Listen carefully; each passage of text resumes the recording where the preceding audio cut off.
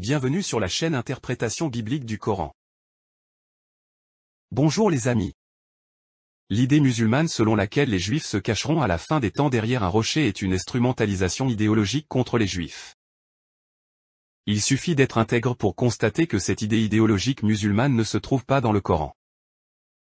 Cela veut dire que cette idée du Juif se cachant derrière le rocher était déplacée de son contexte dans la Torah et mise à contribution de l'idéologie musulmane.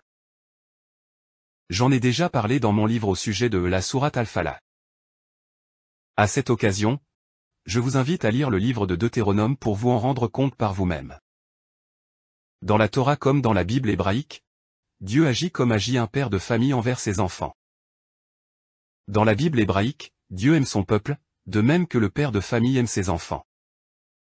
Dans la Bible hébraïque, Dieu punit son peuple, de même que le père de famille punit ses enfants. Cela étant, Dieu n'abandonne jamais son peuple de même que le père de famille n'abandonne pas ses enfants. Dans le cadre de ce processus philosophique et théologique de la foi juive, Dieu ne cesse de renouveler son alliance avec son peuple d'Israël. Si vous lisez la Torah, vous allez constater que Dieu considère Israël comme étant son premier-né. Il vous suffit de lire la Torah pour vous en rendre compte. À cet effet, je vous invite à lire le verset du chapitre 4 du livre de l'Exode. Dans ce verset, Dieu dit expressément ce qui suit, « Mon fils premier-né, c'est Israël ». Il importe pour le lecteur averti de noter que ce principe philosophique et théologique fait partie des fondements de la conception israélite.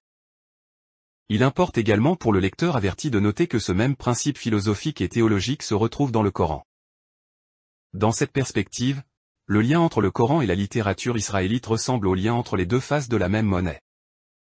Cela revient à dire que tout ce que nous dit le Coran se trouve d'une façon ou d'une autre dans la littérature religieuse des enfants d'Israël.